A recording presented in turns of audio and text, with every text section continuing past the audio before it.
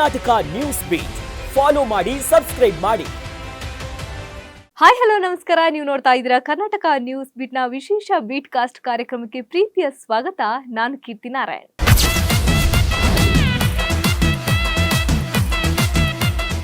S, ನಮ್ ಜೊತೆ ಇವತ್ತು ಕಾರ್ಯಕ್ರಮದಲ್ಲಿ ಒಬ್ರು ಬ್ಯೂಟಿಫುಲ್ ಅಂಡ್ ವೆರಿ ಗಾರ್ಜಿಯಸ್ ನಟಿ ಇದ್ದಾರೆ.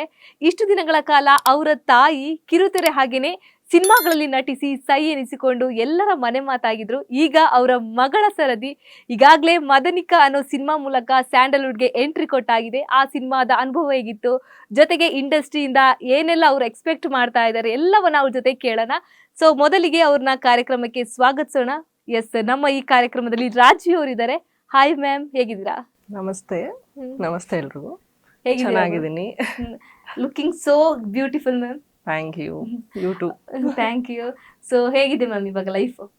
ಚೆನ್ನಾಗಿದೆ. ಆಕ್ಚುಲಿ ನಾನು ಶುರು ಮಾಡಿ ತುಂಬಾ ಟೈಮ್ ಆಯ್ತು. ಓಕೆ. ಅಂದ್ರೆ ಮದನಿಕಾ ಕೂಡ 2 years ಆಯ್ತು. ನಾನು ಸ್ಟಾರ್ಟಿಂಗ್ ಅಲ್ಲಿ ಓಕೆ ಇಷ್ಟು ರ್ಯಾಪಿಡ್ ಆಗಿ ಶೂಟಿಂಗ್ ಮಾಡ್ತಿದ್ದಾರೆ ಅಂತಂದ್ರೆ ಒಂದು 3 months 6 months ಅಲ್ಲಿ ರಿಲೀಸ್ ಮಾಡ್ಬಿಡ್ತಾರೆ ಅನ್ನೋ ಒಂದು ಫೀಲಿಂಗ್ ಅಲ್ಲಿ ಇದ್ದೆ.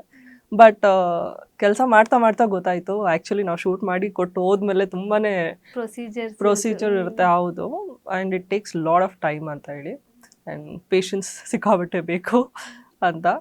ಆಮೇಲೆ ಯಾವಾಗ ಯೋಚನೆ ಮಾಡೋದನ್ನೇ ಸ್ಟಾಪ್ ಮಾಡಿಬಿಟ್ಟು ನಾವು ಕೆಲಸ ಮಾಡಿ ಬರೋಣ, ರಿಲೀಸ್ ಬಗ್ಗೆ ತಲೆ ಕೆಡ್ಸ್ಕೋಬಾರ್ದು ಅಂತ ನಾನು ಯಾವಾಗ ಡಿಸೈಡ್ ಆದೆ, ಆವಾಗ ಮೇಡಮ್ ರಿಲೀಸ್ ಮಾಡಬೇಕು ಅಂತ ಇದ್ದೀವಿ, ಪ್ರಮೋಷನ್ ಸ್ಟಾರ್ಟ್ ಅಂತ ನಂಗೆ ಕಾಲ್ ಬಂತು. So that's how it started. ಎಷ್ಟು ಎಕ್ಸೈಟೆಡ್ ಆಗಿದ್ದೀರಾ ಮ್ಯಾಮ್? ಸೂಪರ್ ಎಕ್ಸೈಟೆಡ್ ಆಗಿದ್ದೀನಿ. I can't put it in words. ತುಂಬಾ ಎಕ್ಸೈಟ್ಮೆಂಟ್ ಇದೆ. ಫಸ್ಟ್ ಫಿಲ್ಮ್ ಅಂತ ಅಂದಾಗ ಇದ್ದೇ ಇರುತ್ತಲ್ವ, ನಾರ್ಮಲ್ ಆಗಿ ನಮ್ಮ ಸಿನಿಮಾ ರಿಲೀಸ್ ಆಗುತ್ತೆ ಅಂತ ಅಂದ್ರೆ ಒಂದು ಖುಷಿ ಇರುತ್ತೆ ಎಲ್ಲರಲ್ಲೂ. ಬಟ್ ಇದು ಮೊದಲನೇ ಸಿನಿಮಾ. ಆ್ಯಂಡ್ ನನಗೇನಂದ್ರೆ ಐ ಆಮ್ ಸ್ಟಿಲ್ ಕನ್ಫ್ಯೂಸ್ಡ್. ಯಾಕಂದ್ರೆ Madanika is technically not my first film. ನಾನು ಅದಕ್ಕೆ ಮುಂಚೆನೂ ಸಿನಿಮಾಗಳು ಮಾಡಿದ್ದೀನಿ. ಕಾನೂನು ವಸ್ತ್ರ ಅಂತ ಮಾಡಿದ್ದೀನಿ, ಪುಟ್ಟೇಗೌಡರು ಪ್ರೊಡ್ಯೂಸರು ಆ್ಯಂಡ್ ನಾಗರಾಜ್ ಸರ್ ಅಂತ ಡೈರೆಕ್ಟರು. ಆ ಸಿನಿಮಾ ಇದಕ್ಕಿಂತ ಬಿಫೋರ್ ಮಾಡಿದ್ದು. ಆ್ಯಂಡ್ ಅದು ಕೂಡ ತುಂಬ ಚೆನ್ನಾಗಿ ಬಂದಿದೆ cinema. Song Kunal Ganjawala sir song ಹಾಡಿದ್ದಾರೆ, ಬ್ಯೂಟಿಫುಲ್ ಸಾಂಗ್. ಸೊ ಅದು ಫಸ್ಟ್ ರಿಲೀಸ್ ಆಗುತ್ತೆ ಅಂತ ನಾನು ಅನ್ಕೊಂಡಿದ್ದೆ. ಇವಾಗ ಅವರು ಹೇಳ್ತಿದ್ದಾರೆ ರಿಲೀಸ್ ಆಗುತ್ತೆ ಅಂತ. ಸೊ ನನಗೂ ಗೊತ್ತಿಲ್ಲ ಯಾವ್ದು ನಂದು ಡೆಬ್ಯೂ ಆಗುತ್ತೆ ಅಂತ. ಓಕೆ, ಇನ್ನೇನು ಜುಲೈ ಎಂಡ್ ಒಳಗೆ ಮದನಿಕಾ ಸಿನಿಮಾ ರಿಲೀಸ್ ಆಗುತ್ತೆ ಅಂತ ಹೇಳಿದ್ರಿ. ಹೌದು. ಸೊ ಹೆಂಗಿತ್ತು ಎಕ್ಸ್ಪೀರಿಯನ್ಸ್ ಎಲ್ಲ? ತುಂಬಾ ಚೆನ್ನಾಗಿತ್ತು. ಆಮೇಲೆ ಸ್ಟಾರ್ ಕಾಸ್ಟ್ ಬಗ್ಗೆನೂ ಮಾತಾಡ್ಬೇಕು. ಒಳ್ಳೊಳ್ಳೆ ಸ್ಟಾರ್ ಕಾಸ್ಟ್ ಮದನಿಕಾ ಸಿನಿಮಾದಲ್ಲಿ ಇದ್ದಾರೆ. ಹೌದು ಹೌದು. ಹೆಂಗಿತ್ತು ಅವ್ರ ಜೊತೆ ಎಲ್ಲ ತೆರೆ ಹಂಚ್ಕೊಳ್ತಾ ಇದ್ದೀರಾ ಇವಾಗ? ಹೆಂಗ ಅನಿಸ್ತಾ ಇದೆ? ಆಕ್ಚುಲಿ ಒಂದು ಸ್ಟಾರ್ ಜೊತೆಲೇ ನಾನು ಬದುಕ್ತಾ ಇದ್ದೀನಿ. ನಮ್ಮಮ್ಮ is a star, but still working is completely different experience. Actually ಆ ರೀತಿ ನೋಡಿದಾಗ ಐ ಆಮ್ ವೆರಿ ಬ್ಲೆಸ್ಡ್ ಅಂತ ಹೇಳ್ಬೋದು. ಬಿಕಾಸ್ ಬರೀ ರಾಗಿಣಿಯವರು ಅಥವಾ ಧರ್ಮಕೀರ್ತಿರಾಜ್ ಅವ್ರನ್ನ ನೆನೆ ಹೇಳ್ತಾ ಇಲ್ಲ, ಎಲ್ಲರನ್ನೂ ಹೇಳಬೇಕು ಅಂತಂದ್ರೆ ಶಶಿಕುಮಾರ್ ಸರ್ ನಂದು ಫಾದರ್ ರೋಲ್ ಮಾಡಿದ್ದಾರೆ. ಆ್ಯಂಡ್ ಇವರು ಜಿ ಸರ್ ಆಗಿರ್ಬೋದು, ಹರೀಶ್ ರಾಜ್ ಸರ್ ಆಗಿರ್ಬೋದು, ಅವರು ಕಾಮಿಡಿ ಅವ್ರು ಟೇಕ್ ಕೇರ್ ಮಾಡ್ತಾರೆ ಅಂದ್ರೆ ಆಬ್ವಿಯಸ್ಲಿ ಎಲ್ಲರೂ ನಗ್ಲೇಬೇಕು, ಇಟ್ಸ್ ಅ ರೂಲ್ಸ್. ಸೊ ಅಷ್ಟು ಫನ್ ಆಗಿರತ್ತೆ. ಆ್ಯಂಡ್ ಎಲ್ಲರ ಜೊತೆಲಿ ಕೆಲಸ ಮಾಡೋದು ತುಂಬ ಖುಷಿ ಆಯಿತು, ತುಂಬ ಕಲಿಯೋಕ್ಕಿತ್ತು. And initial days of my ಕೆರಿಯರಲ್ಲಿ ನನಗೆ ಈ ಥರ ಒಂದು ರೋಲ್ ಸಿಗೋದು ಇಟ್ಸ್ ವೆರಿ ಚಾಲೆಂಜಿಂಗ್. ಆ್ಯಂಡ್ ನನಗೆ ಅದೇ ಎಕ್ಸೈಟ್ ಕೂಡ ಮಾಡಿದ್ದು ಸಿನಿಮಾನ ಒಪ್ಕೊಳ್ಳೋದಕ್ಕೆ. ಏನಂತ ಅಂದರೆ ನನಗೆ ರಾಣಿ ಥರ ಆಗಿರ್ಬೋದು, ಈ ಥರ ಎಲ್ಲ ನಾವು ಯಾವತ್ತು ನಾರ್ಮಲ್ ಆಗೆಲ್ಲ ಹಾಕೊಂಡು ಓಡಾಡಲ್ಲ.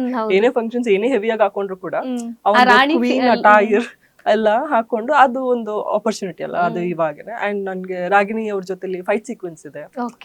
ಸೊ ಅದೆಲ್ಲ ಓಕೆ ಇದೆಲ್ಲ ಮಾಡ್ಬೋದು ನಾನು ಅಂತ ನನಗೂ ಅನ್ನಿಸ್ತು. ಎಲ್ಲನೂ ಓವರ್ ಆಲ್ ಆಗಿ ಇಟ್ ವಾಸ್ ತುಂಬ ಇದೆ. I can't tell you like one word ಅಲ್ಲಿ ಅಂದ್ರೆ ಆಗಲ್ಲ, ತುಂಬಾ ಇದೆ. ಫಿಲ್ಮ್ ಬಂದ ಮೇಲೆ ಇನ್ನು ಎಲಾಬ್ರೇಟ್ ಮಾಡಿ ಹೇಳ್ಬೋದು. ಇವಾಗ ಓಕೆ, ಸಸ್ಪೆನ್ಸ್ ಇಟ್ಟಿದ್ದಾರೆ. ಓಕೆ, ತಾಯಿ ಅದ್ಭುತ ನಟಿ. ಸೊ ಇವಾಗ ಕೆಲವರು ಮಾತಾಡ್ಬೋದು, ಅವ್ರ ತಾಯಿಯಿಂದ ರೆಫರೆನ್ಸ್ ಇಂದ ಅವ್ರಿಗೆ ಸಿನಿಮಾದಲ್ಲಿ ಅವಕಾಶ ಸಿಕ್ತು, ಈ ತರ ಎಲ್ಲ ಒಂದಷ್ಟು ಟಾಕ್ಸ್ ನಿಮಗೂ ಕೇಳಿರ್ತೀರಾ. ಸೊ ಅದು ಹೌದಾ? ನಿಮ್ಮ ತಾಯಿ ರೆಫರೆನ್ಸ್ ನಿಮಗೆ ಹೆಲ್ಪ್ ಆಗ್ತಾ ಇದೆಯಾ ಈ ಸಿನಿಮಾ ಇಂಡಸ್ಟ್ರಿಗೆ ಎಂಟ್ರಿ ಆಗೋದಕ್ಕೆ ಅಂತ? ಆಕ್ಚುಲಿ ಒಂದು ಆಡಿಷನ್ ಎಲ್ಲಾಗ್ತಾ ಇದೆ ಅಥವಾ ಒಂದು ಇನ್ಫಾರ್ಮೇಶನ್ ಅಂತೂ ಸಿಗುತ್ತೆ, ಅದು ಪ್ಲಸ್ ಆಗೇ ಆಗುತ್ತೆ, ಅದನ್ನ ನಾನು ಹೇಳಲೇಬೇಕು. ಬಟ್ ಜಸ್ಟ್ ಬಿಕಾಸ್ ಅವ್ರ ಮಕ್ಕಳು ಅಂತ ಹೇಳ್ಬಿಟ್ಟು ಆಪರ್ಚುನಿಟಿ ಸಿಗುತ್ತಾ ಅಂತ ಅಂದರೆ ಇಲ್ಲ, ಸುಳ್ಳು. ಎಲ್ಲರೂ ಏನು ಕಷ್ಟಪಡ್ತಾರೋ ಅದೇ ಕಷ್ಟಪಡಬೇಕು. ಇನ್ಫ್ಯಾಕ್ಟ್ ಸ್ವಲ್ಪ ಜಾಸ್ತಿನೇ ಕಷ್ಟಪಡಬೇಕು ಅನ್ಸುತ್ತೆ. ಬಿಕಾಸ್ ನಾವು ಯಾವಾಗಲೇ ಪರ್ಫಾರ್ಮ್ ಮಾಡುವಾಗಲೂ ಸ್ವಲ್ಪ ಪ್ರೆಷರ್ ಇರುತ್ತೆ. ಅದರಲ್ಲಿ ನಮ್ಮಮ್ಮ ಅಂತೂ she is extremely super actor. talented ಹೌದು, ಹಾಗಾಗಿ ಅವರು ತುಂಬಾ ನ್ಯಾಚುರಲ್ ಆಗಿ ಆಕ್ಟ್ ಮಾಡೋದಕ್ಕೆ, ಈ ತರ ಎಲ್ಲ ಇರೋದಕ್ಕೆ ಒಂದು ಎಕ್ಸ್ಪೆಕ್ಟೇಷನ್ ಇಟ್ಕೊಂಡಿರ್ತಾರೆ. ನಾನು ಚೆನ್ನಾಗಿ ಮಾಡಿದ ತಕ್ಷಣ ಟೇಕು ಬಿಡಿ, ನೀವು ಒಬ್ಬರು ಮಗಳು ಅಂತ ಪ್ರೂವ್ ಮಾಡ್ಬಿಟ್ರಿ ಆ ತರ ಹೇಳ್ತಾರೆ. ಏನಾದ್ರೂ ಒಂದು ಟೇಕ್ 2 ಟೇಕ್ ಹೋಯ್ತು ಅಂತಂದ್ರೆ, ನೀವು ಒಬ್ಬರು ಮಗಳು ಯಾಕೆ ಹಿಂಗೆ, no you should be like your mom ಅಂತ ಹೇಳ್ತಾರೆ. ಸೊ ಅದು ಒಂದು ರೆಸ್ಪಾನ್ಸಿಬಿಲಿಟಿ ಕೂಡ. ನಮ್ಮಮ್ಮ ಹೆಸರು ತಗೊಂಡು ನಾನು ಬರ್ತಾ ಇದ್ದೀನಿ ಅಂತಂದಾಗ ಅವ್ರ ಹೆಸರನ್ನು ಉಳಿಸ್ಬೇಕು ಅನ್ನೋದು ಇರುತ್ತೆ. So it's nice. ಏನು ಹೇಳ್ತಾರೆ, ಒಂದು ಪುಷ್ ಸಿಗೋದು ಖಂಡಿತ ಅದು ಹೆಲ್ಪ್ ಆಗತ್ತೆ. ಬಟ್ ಅದರಿಂದ ನಾವು ಸಸ್ಟೈನ್ ಅಂತೂ ಆಗೋಕ್ಕಾಗಲ್ಲ. ನಮ್ಮಲ್ಲಿ ಟ್ಯಾಲೆಂಟ್ ಇಲ್ಲ ಅಂತ ಅಂದರೆ ನಾವು ಸಸ್ಟೈನ್ ಆಗೋಕ್ಕಾಗಲ್ಲ. ನಾವು ಹಾಕ್ಬೇಕಾಗಿರೋ ಎಫರ್ಟ್ ಎಲ್ಲ ನಾವು ಹಾಕಲೇಬೇಕು.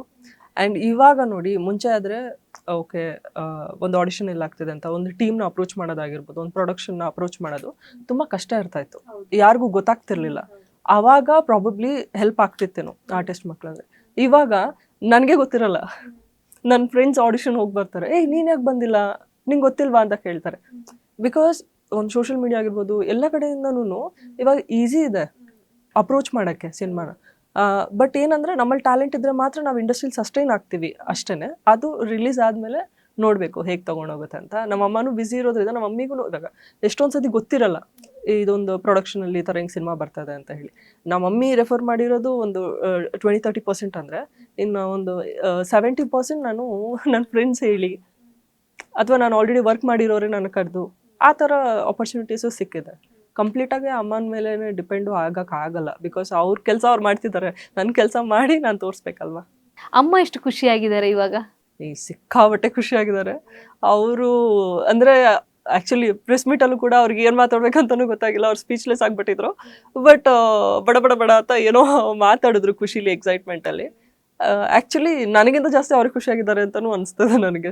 ಅಮ್ಮ ಅದ್ಭುತ ಕಲಾವಿದೆ, ಲೈಕ್ ನ್ಯಾಚುರಲ್ ಆಕ್ಟಿಂಗ್ ನೀವೇ ಹೇಳಿದ್ರಿ. ಸೊ ಅಮ್ಮ ನಟಿಸಿದ ಸಿನಿಮಾದಲ್ಲಿ ನಿಮ್ಮ ಫೇವ್ರೆಟ್ ಪಾತ್ರ ಅಂದ್ರೆ ಯಾವುದು? ಅಯ್ಯೋ, ಅದು ನಮ್ಮ ಮಮ್ಮಿ ತಂದ್ರೆ ಸ್ವಲ್ಪ ಚೂಸ್ ಮಾಡಕ್ ಕಷ್ಟ ಆಗುತ್ತೆ. ಯಾಕೆ ಗೊತ್ತಾ, ಎಷ್ಟೊಂದು ಜನಕ್ಕೆ ಇವರೇ ಈ ಪಾತ್ರ ಮಾಡಿರೋದು ಅಂತಾನೆ ಗೊತ್ತಾಗಲ್ಲ. ಯಾಕಂದ್ರೆ ಅಷ್ಟು ಚೇಂಜಸ್ ತೋರಿಸ್ಬಿಡ್ತಾರೆ. You can't pick one. ತುಂಬಾ ಚೆನ್ನಾಗಿ ಮಾಡ್ತಾರೆ. ಹಾಗಾಗಿ Milana is like all time favourite. Puneeth ಸರ್ದಲ್ವಾ, ಅದೊಂಥರ ಫೀಲಿಂಗು. ಸೊ ಮಿಲನ ಅದು BB ಗ್ರೂಪ್ ಅಂದ್ಬಿಟ್ಟು ಭಿಕ್ಷುಕರದು ಸಂಘ, ರಂಗಣ್ಣ ರಘು ಸರ್ ಕಾಂಬಿನೇಷನ್ ಅಲ್ಲಿ ಆ ಜೋಕ್ ಅಂತೂ ಎಷ್ಟು ಸತಿ ನೋಡಿದ್ರು ಕೂಡ ನಗು ಬರುತ್ತೆ. ಕೆಲವೊಂದು ಜೋಕ್ಸ್ ನಮ್ಗೆ ಸ್ಟಾರ್ಟಿಂಗ್ ಅಲ್ಲಿ ಪಂಚ್ ಆಗುತ್ತೆ, ಆಮೇಲೆ ಇಟ್ಸ್ ಲೈಕ್ ಏನ್ ಅನ್ಸಲ್ಲ. ಬಟ್ ಆ ಮಿಲನ ಫಿಲ್ಮ್ದು ಇಟ್ಸ್ ವೆರಿ ನ್ಯಾಚುರಲ್ ಆಗಿದೆ. ಅದು ಇಷ್ಟ ಆಗುತ್ತೆ. ನಮ್ಮಮ್ಮ ಒಂದು ಭಿಕ್ಷುಕಿ ಕ್ಯಾರೆಕ್ಟರ್ ನಿಜವಾದ ಭಿಕ್ಷುಕಿ ತರನೇ ಮಾಡಿದಾರಲ್ಲ ಅಂತ ಅಂದ್ಬಿಟ್ಟು ಇಷ್ಟ ಆಗತ್ತೆ. ಇದು ಬಿಟ್ರೆ ನನ್ಗೆ ಲಕುಮಿ ಜಾಸ್ತಿ ಇಷ್ಟ ಆಗುತ್ತೆ ಸೀರಿಯಲ್ ವೈಸ್. ಲಕುಮಿ ಆಗಿರ್ಬೋದು ಅಥವಾ ಜೊತೆಯಲ್ಲಿ ಆಗಿರ್ಬೋದು, ಕಾಂಟ್ರಾಸ್ಟ್ ಇದೆಲ್ಲ ತುಂಬಾ ಜನ ತೋರ್ಸಲ್ಲ ಆರ್ಟಿಸ್ಟ್ಗಳು.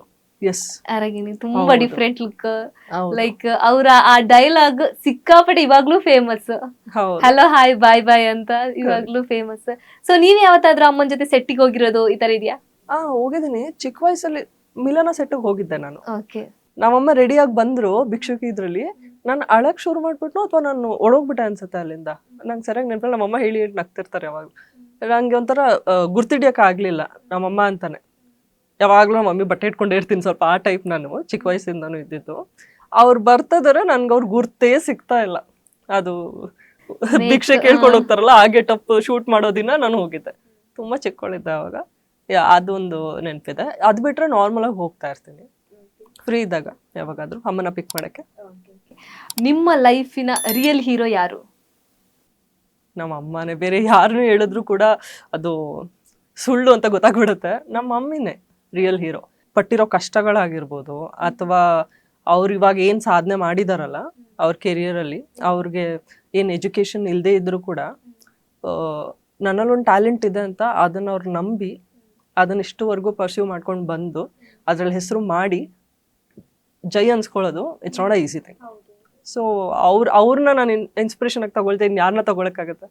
ಇನ್ನು ಲೈಕ್ ಅಮ್ಮ ತಾಯಿ ಅವರು ನಟಿಯಾದ್ರಿಂದ ಏನಂದ್ರೆ ಲೈಕ್ ಅವ್ರು ಕೆಲವರು ಮಾತಾಡ್ತಾರೆ, ಲೈಕ್ ಅವ್ರ ಫ್ರೆಂಡ್ಸ್ ನ ಬಂದಿರ್ತಾರೆ, ಬಟ್ ನಿಮ್ಮ ಸ್ಟ್ರಗ್ಲಿಂಗು ಇರುತ್ತೆ, ಜೊತೆಗೆ ನೀವು ಕೂಡ ಅದಕ್ಕೆ ತಯಾರಿಗಳನ್ನ ಮಾಡ್ಬೇಕಾಗತ್ತೆ.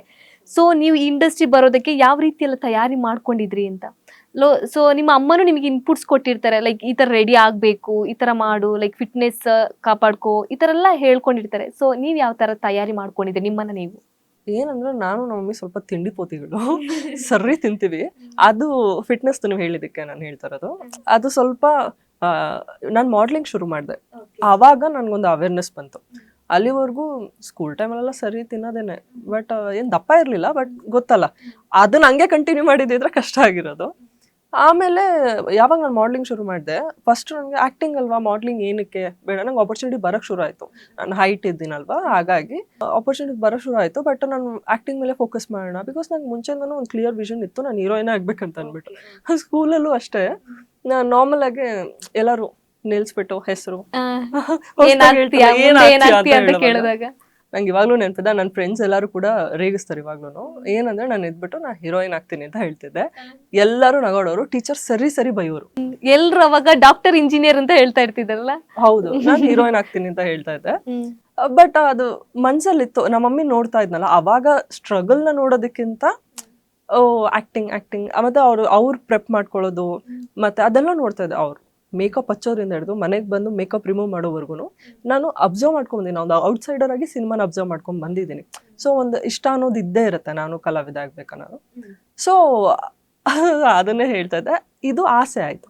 ಬಟ್ ಪ್ರಿಪರೇಷನ್ ಅಂತ ಬಂದಾಗ ಅದೇ ಮಾಡ್ಲಿಂಗು ನಾನು ಗ್ರೂಮ್ ಮಾಡ್ಕೊಳ್ಳೋದಕ್ಕೆ, ಒಂದು ಕಾನ್ಫಿಡೆನ್ಸ್ನ ಬಿಲ್ಡ್ ಮಾಡ್ಕೊಳ್ಳೋದಕ್ಕೆ ಡ್ಯಾನ್ಸ್ ಮಾಡ್ತಿದ್ದೆ ನಾನು ಮುಂಚೆಯಿಂದನೂ. ಸ್ಕೂಲ್ ಡೇಸಿಂದನೂ ಡ್ಯಾನ್ಸ್ ಎಲ್ಲ ಮಾಡ್ತಿದ್ದೆ. ಸೊ ಮೇ ಬಿ ಅದರಿಂದನೂ ಒಂದು ಫಿಟ್ನೆಸ್ ಮೇಂಟೈನ್ ಆಗಿರುತ್ತೆ.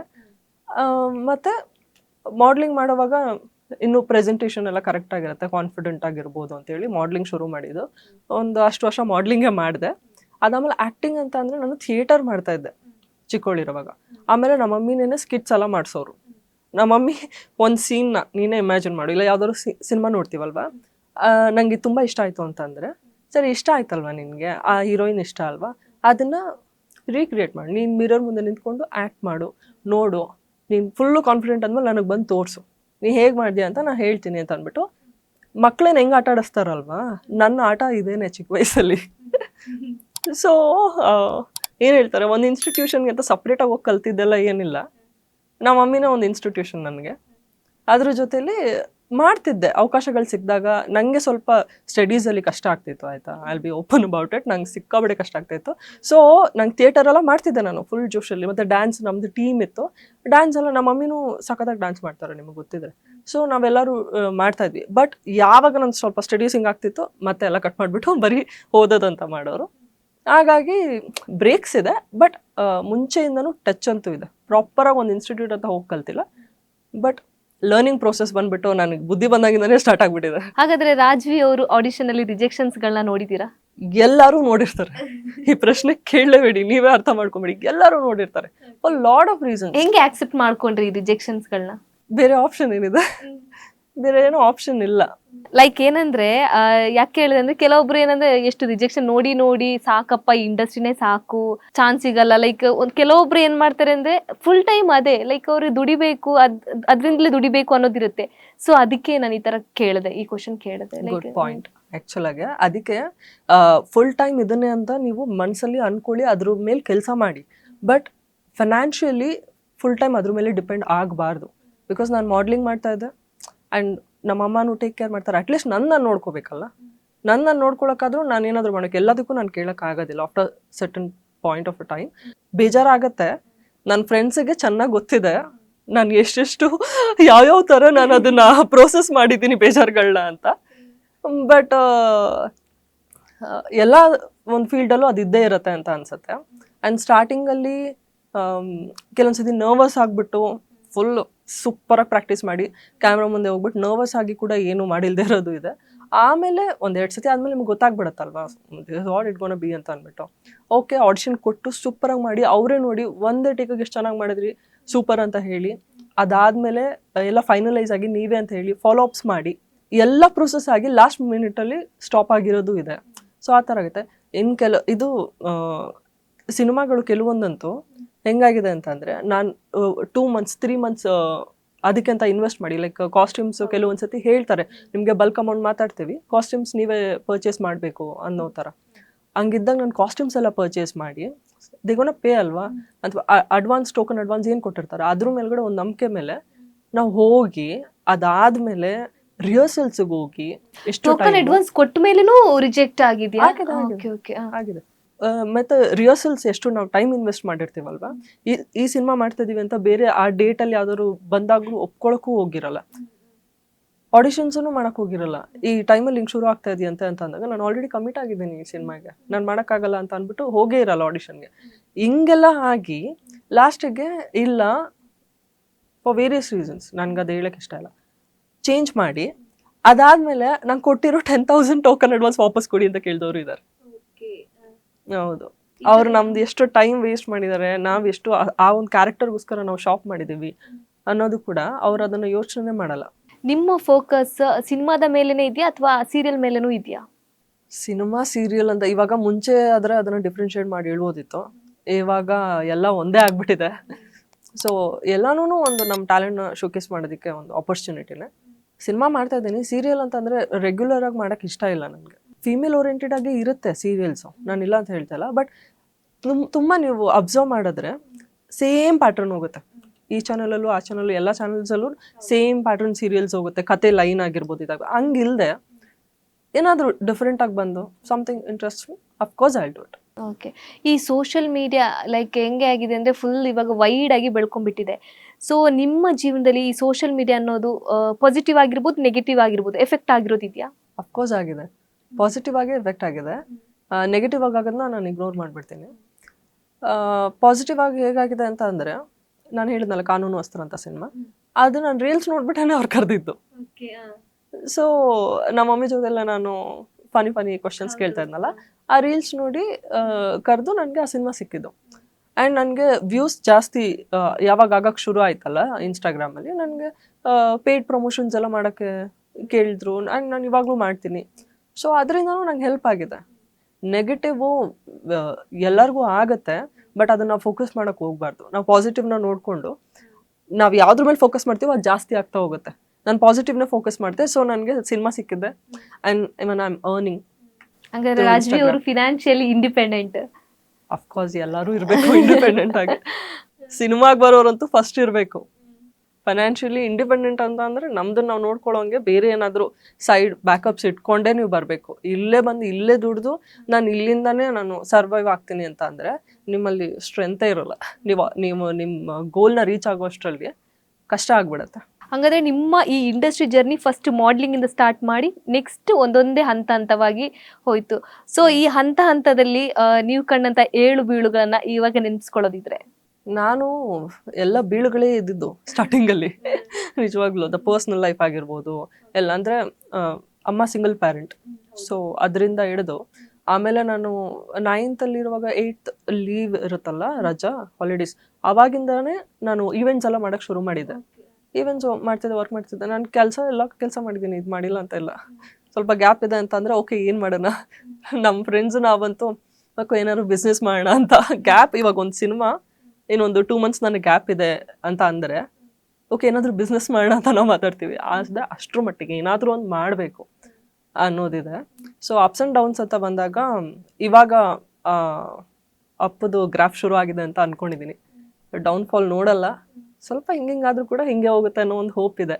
ಬಿಕಾಸ್ ಚಿಕ್ಕ ವಯಸ್ಸಿಂದನೂ ಸ್ವಲ್ಪ ಜಾಸ್ತಿ ಡೌನೇ ನೋಡ್ಬಿಟ್ಟಿದ್ದೀವಿ, ಹಾಗಾಗಿ ಹೋಪ್ಫುಲಿ ಫ್ಯೂಚರ್ ಹಂಗಿರಲ್ಲ ಅಂತ ಅನ್ಕೊಂತೀನಿ. ಸಿಂಗಲ್ ಪೇರೆಂಟ್ ಅನ್ನೋದು ನಿಮ್ಮ ಜೀವನದಲ್ಲಿ ಎಷ್ಟು ಎಫೆಕ್ಟ್ ಕೊಟ್ಟಿದೆ ನಿಮಗೆ? ಲೈಕ್ ಎಫೆಕ್ಟ್ ಆಗಿದೆ ಸಿಂಗಲ್ ಪೇರೆಂಟ್, ಕಷ್ಟ ಈ ಥರ ಎಲ್ಲ ಎಫೆಕ್ಟ್ ಆಗಿದೆಯಾ? ಎಲ್ಲ ರೀತಿಯಲ್ಲೂ. ನೀವು ಒಂದು ಸ್ಕೂಲ್ಗೆ ಹೋದ್ರೂ, ಒಂದು ಟ್ಯೂಷನ್ಗೆ ಹೋದ್ರೂ, ಅದು ಅವ್ರಿಗೆ ಗೊತ್ತಿದೆ ಇನ್ಫಾರ್ಮೇಷನ್ನು, ಅಪ್ಪ ಇಲ್ಲ ಜೊತೆಯಲ್ಲಿ ಅಂತ ಗೊತ್ತಿದೆ ಅಂತ ಅಂದರೆ ನೀವೇ ಇಮ್ಯಾಜಿನ್ ಮಾಡ್ಕೊಳ್ಳಿ ಏನೇನು ಪಾಸಿಬಲ್ ವೇಸ್ ಇದೆ ಟು ನಮ್ಮ ಪೀಸ್ ಆಫ್ ಮೈಂಡ್ನ ಹಾಳು ಮಾಡೋದಕ್ಕೆ. ಎಲ್ಲ ರೀತಿಯಲ್ಲೂ ಟ್ರೈ ಮಾಡ್ತಾರಲ್ಲ, ಆ ಥರ ಆಗಿದೆ. ಆ್ಯಂಡ್ ಫೈನಾನ್ಷಿಯಲಿನೂ ತುಂಬ ಕಷ್ಟ ಇತ್ತು. ಹಾಗೆ ಎಲ್ಲ ನನಗೆ ಅದನ್ನು ಯೋಚನೆ ಮಾಡೋಕ್ಕೆ ಇಷ್ಟ ಇಲ್ಲ. ನೀವು ಹೇಳಿದ್ರಿ ಇವಾಗ ಎಲ್ಲ ಕೆಲಸ ನಾನು ಮಾಡಿಬಿಟ್ಟಿದ್ದೀನಿ ಅಂತ. ತುಂಬ ನೋವು ಕೊಟ್ಟು ಮಾಡಿದಂಥ ಕೆಲಸ ಅಂದರೆ ಯಾವುದು? ತುಂಬ ನೋವು ಕೊಟ್ಟು ಮಾಡಿದಂಥ ಕೆಲಸ, ನಾನು ಮಾಡೋ ಕೆಲಸ ನನಗೆ ಅಷ್ಟು ನೋವು ಆಗಲ್ಲ, ನೋವಾಗಿಲ್ಲ ಇಲ್ಲಿವರೆಗೂ. ನಮ್ಮಮ್ಮ ಮಾಡೋ ಕೆಲಸ ನನಗೆ ನೋವಾಗಿದೆ. ಯಾಕಂದರೆ ಇವಾಗ ಶೂಟಿಂಗ್ ಮಾಡಿ ಒಂದು 6 ಗಂಟೆ ಹಂಗೆ ಪಿಕಪ್ ಮಾಡಿರ್ತಾರೆ, ಮತ್ತು ಒಂದು 2 ಗಂಟೆವರೆಗೂ ಶೂಟ್ ಮಾಡಿ ನೆಕ್ಸ್ಟ್ ಡೇ ಮತ್ತೆ ಒಂದು 4 ಗಂಟೆಗೆ ಎದ್ದೊಳ್ತಾರೆ, ಒಂದು 5:15 ಪಿಕಪ್ ಇರುತ್ತೆ ಅಂತ ಹೇಳ್ತಾರೆ ಅಂದ್ಬಿಟ್ಟು. So there are lot of days sleepless days ತುಂಬ ಇದೆ. ನಿದ್ದೆಗೆಟ್ಕೊಂಡು ನಮ್ಮಮ್ಮ ಕೆಲಸ ಮಾಡಿದ್ದಾರೆ. ಅದನ್ನು ನೋಡಿದಾಗ ನನಗೆ ತುಂಬ ನೋವಾಗತ್ತೆ. ಅದು ತುಂಬ ಕಷ್ಟ. ನನಗೆ ಗೊತ್ತಿಲ್ಲ, ನನ್ನ ಕೈಲಂತೂ ಆ ಥರ ಕೆಲಸ ಮಾಡೋಕ್ಕಾಗಲ್ಲ. ನಮ್ಮಮ್ಮ ಅದು ಹೆಂಗೆ ಮಾಡಿದ್ರು ನಾನು ಯಾವಾಗಲೂ ಹೇಳ್ತಿರ್ತೀನಿ, ನಿನ್ನ ಥರ ನನ್ನ ಕೈಲಿ ಕೆಲಸ ಮಾಡೋಕ್ಕಾಗೋದಿಲ್ಲ. ನನಗೆ ಪ್ರಾಪರಾಗಿ ಸ್ಲೀಪ್ ಬೇಕು ಆ್ಯಂಡ್ ಆವಾಗಲೇ ನಾನು ಕರೆಕ್ಟಾಗಿ ಫಂಕ್ಷನ್ ಆಗೋಕ್ಕಾಗತ್ತೆ ಅಂತ. ಓಕೆ, ಇವಾಗ ಒಂದು ದಿನ ನಿಮ್ಮ ಇಷ್ಟದಂತೆ ಕಳಿಯೋಕ್ಕೆ ಒಂದು ಅವಕಾಶ ಸಿಗುತ್ತೆ. ಸೊ ನೀವು ಅವಾಗ ಹೆಂಗೆ ನಿಮ್ಮ ಟೈಮ್ನ ನೀವು ಸ್ಪೆಂಡ್ ಮಾಡ್ತೀರಾ? ಕಳಿಯೋ ಟೈಮೇ ಪೀಸ್ಫುಲ್ ಟೈಮ್ ನನಗೆ. ನಾನು ಅಲ್ಲಿ ಹೋಗ್ಬೇಕು ಇಲ್ಲಿ ಹೋಗ್ಬೇಕು ಆ ಥರ ಎಲ್ಲ ಇಲ್ಲ ನನಗೆ.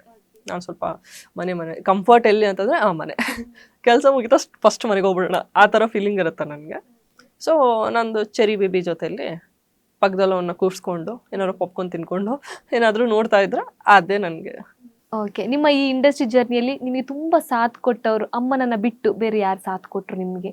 ಹಂಗೆ ಒಬ್ಬರನ್ನ ಪಿಕ್ ಮಾಡೋಕ್ಕಾಗಲ್ಲ, ಹಂಗೆ ಸಾಥ್ ಕೊಟ್ಕೊಂಡೇ ಯಾರೂ ಬಂದಿಲ್ಲ. ಬಟ್ ಎಲ್ಲರೂ ಹೆಲ್ಪ್ ಆಗ್ತಾರೆ, ಎಲ್ಲರೂ. ಇವಾಗ ನಾರ್ಮಲಾಗೆ ಇವಾಗ ಕಲ್ಟ್ಗೆ ಹೋಗ್ತೀನಿ ನಾನು. ಸೊ ಅಲ್ಲಿ ನನಗೊಬ್ಬರು ಫ್ರೆಂಡ್ ನಾರ್ಮಲಾಗೆ ನಾನು ಎಕ್ಸ್ಪೆಕ್ಟ್ ಮಾಡಿರಲ್ಲ ಇವ್ರ ಕಡೆಯಿಂದ ಒಂದು ಆಪರ್ಚುನಿಟಿ ಬರುತ್ತೆ ಅಂತ. ಬಟ್ ಒಂದು ನಾರ್ಮಲಾಗಿ ಒಂದು ಫ್ರೆಂಡ್ಶಿಪ್ ಬಿಲ್ಡ್ ಆಗುತ್ತೆ. ಅವ್ರು ಹೇಳ್ತಾರೆ ನನಗೆ, ಇಲ್ಲೊಂದು ಆಡಿಷನ್ ಇದೆ ನೋಡು ಮಾ ಹೋಗು ಅಂತ.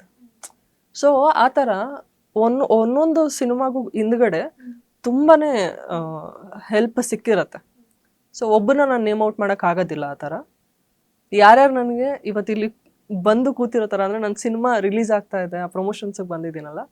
ಸೊ ಈ ಪೊಸಿಷನ್ಗೆ ಬರೋದಕ್ಕೆ ನನಗೆ ಯಾರ್ಯಾರು ಹೆಲ್ಪ್ ಮಾಡಿದಾರೋ ಅವರೆಲ್ರಿಗೂ ನಾನು ಇಲ್ಲಿಂದ ಬಿಗ್ ಥ್ಯಾಂಕ್ಸ್ ಹೇಳಕ್ಕೆ ಇಷ್ಟಪಡ್ತೀನಿ. ಫ್ಯೂಚರಲ್ಲಿ ಈ ಥರ ರೋಲ್ ಮಾಡಿದ್ರೆ ಚೆನ್ನಾಗಿರುತ್ತೆ ಅನ್ನೋದಿದ್ರೆ ಯಾವ ಥರ ಪಾತ್ರ ಮಾಡಬೇಕು ಅಂತ ಆಸೆ ಇದೆ? ಪಾತ್ರಗಳು ಬರ್ತಾ ಇರಲಿ, ನಾನು ಫಸ್ಟು ಆ್ಯಕ್ಟ್ ಮಾಡಬೇಕು, ಬ್ಯುಸಿ ಆರ್ಟಿಸ್ಟ್ ಆಗಬೇಕು ಅನ್ನೋದಿದೆ ಇವಾಗ ಸದ್ಯಕ್ಕೆ. ಈ ಥರ ಪಾತ್ರ ಮಾಡ್ತೀನಿ, ಆ ಥರ ಪಾತ್ರ ಹಂಗೆಲ್ಲ ಇಲ್ಲ ಮೈಂಡಲ್ಲಿ. ಬಟ್ ಏನಂದರೆ ನನಗೆ ಫಸ್ಟಿಂದ ನನಗೆ ಭಟ್ರು ತುಂಬ ಇಷ್ಟ ಆಯಿತಾ. ನನಗೆ ಯೋಗರಾಜ್ ಭಟ್ ಸರ್ ತುಂಬ ಇಷ್ಟ. ಬಟ್ ಅಲ್ಲಿ ಸ್ವಲ್ಪ ಏನಿದೆ ಅಂತಂದರೆ ನನಗೆ ಫೀಮೇಲ್ ಕ್ಯಾರೆಕ್ಟರ್ಸ್ ಇಷ್ಟ ಆಗಲ್ಲ ಅನ್ನೋದಕ್ಕಿಂತ ಇಷ್ಟ ಆಗುತ್ತೆ ಮೇಲ್ ಕ್ಯಾರೆಕ್ಟರ್ಸ್. ನಾನು ಜಾಸ್ತಿ ನನ್ನನ್ನು ನೋಡ್ಕೊತೀನಿ ಭಟ್ರು ಬರೆಯೋ ಮೇಲ್ ಕ್ಯಾರೆಕ್ಟರ್ಸಲ್ಲಿ. I don't know why, in that way I am bit weird. So ಆ ಥರ ಪಾತ್ರಗಳು ನನಗೆ ಮೇ ಬಿ ಎಕ್ಸೈಟ್ ಮಾಡುತ್ತೆ ಪ್ಲೇ ಮಾಡೋದಕ್ಕೆ ಅಂತ ಹೇಳ್ಬೋದು. ಬಟ್ ಇದೇ ಪಾತ್ರ ಆ ಥರ ಎಲ್ಲ ಇಲ್ಲ. ಅವ್ರದ್ದು ಫಿಲಿಮ್ಸ್ ಎಲ್ಲ ನಂಗೆ ಇಷ್ಟ. ಪರಮಾತ್ಮ ಆಗಿರ್ಬೋದು, ಮನಸಾರೆ ಆಗಿರ್ಬೋದು, ಆಮೇಲೆ ಪಂಚರಂಗಿ ಆಗಿರ್ಬೋದು, ಎಲ್ಲ ಆ ಥರ ಫಿಲ್ಮ್ ಮೇ ಬಿ ಕೆಲಸ ಮಾಡೋಕ್ಕೂ ಸಿಕ್ಕಾಪಟ್ಟೆ ಮಜಾ ಕೊಡುತ್ತೆ ಅನ್ಸುತ್ತೆ. ಆ ಥರದಾದ್ರೆ I will be more excited. Industry role model ಅಂದರೆ ಯಾರು? ನನಗೆ ಶೆಟ್ಟಿ ಗ್ಯಾಂಗ್ಸ್ ಎಲ್ಲರೂ ಇಷ್ಟ ಆಗ್ತಾರೆ ಆಯ್ತಾ. ಅಂದರೆ ಅವ್ರೆಲ್ಲರೂ ಬೇರೆ ಬೇರೆ ಪ್ರಪಂಚದಿಂದನೇ ಬರ್ತಾರೆ ಅಂತ ಅನ್ಸುತ್ತೆ. ಲೈಕ್ ಒಂದು ಮೊಟ್ಟೆಯ ಕಥೆ ಆಗಿರ್ಬೋದು, ಅಥವಾ ಇವರು ಬೆಲ್ ಬಾಟಮ್ ಆಗಿರ್ಬೋದು, ಆ್ಯಂಡ್ ಉಳಿದವರು ಕಂಡಂತೆ ಆಗಿರ್ಬೋದು. ಅಂದರೆ ಅವ್ರದ್ದು ಕಾಂಬಿನೇಷನ್ ನೋಡಿ, ಎಲ್ಲರೂ ಎಷ್ಟು ಬೇರೆ ಬೇರೆ ಬೇರೆ ಇದ್ರು ಕೂಡ ಅವರೆಲ್ಲರೂ ಸೇರಿ ಒಂದು ಬ್ಯೂಟಿಫುಲ್ ಆಗಿ ಕ್ರಿಯೇಟ್ ಮಾಡ್ತಾರಲ್ಲ, that's what I like in dum. So ಅವ್ರು ಇಷ್ಟ ಆಗ್ತಾರೆ. ಹೀರೋಯಿನ್ಸ್ ಅಂತ ಬಂದರೆ ನನಗೆ ಜೂಲಿ ಲಕ್ಷ್ಮಿ ಅವರು ತುಂಬ ಇಷ್ಟ ಆಗ್ತಾರೆ. ಲಕ್ಷ್ಮಿ ಇವಾಗ ರುಕ್ಮಿಣಿ ವಸಂತ್ ಜಾಸ್ತಿ ಇಷ್ಟ ಆಗ್ತಾರೆ. ಓಕೆ, ನೀವು ದಿಲೀಪ್ ರಾಜ್ ಅವ್ರನ್ನ ಹತ್ರದಿಂದ ನೋಡಿರ್ತೀರಾ, ಲೈಕ್ ನಿಮ್ಮ ತಾಯಿನೂ ಅವ್ರನ್ನ ಹತ್ರದಿಂದ ನೋಡಿರ್ತೀರಾ. ರೀಸೆಂಟಾಗಿ ಅವರ ಡೆತ್ ಕೂಡ ಆಯಿತು. ಸೊ ಅವ್ರ ಜೊತೆ ಲೈಕ್ ಏನಾದರೂ ಒಂದು ಕ್ಷಣವನ್ನು ಕಳ್ಕೊಂಡಿದ್ರೆ, ಲೈಕ್ ಏನಾದರೂ ಒಂದು ಬ್ಯೂಟಿಫುಲ್ ಮೆಮೊರಿ ಅಂತ ಇದ್ರೆ ಅದನ್ನ ಶೇರ್ ಮಾಡೋದಿದ್ರೆ? ಆ್ಯಕ್ಚುಲಿ ನಾನು ಅವ್ರನ್ನ ಒಂದು 2 ಸತಿ ಹಿಂಗೆ ನೋಡಿರ್ಬೋದು ಅಷ್ಟೇ.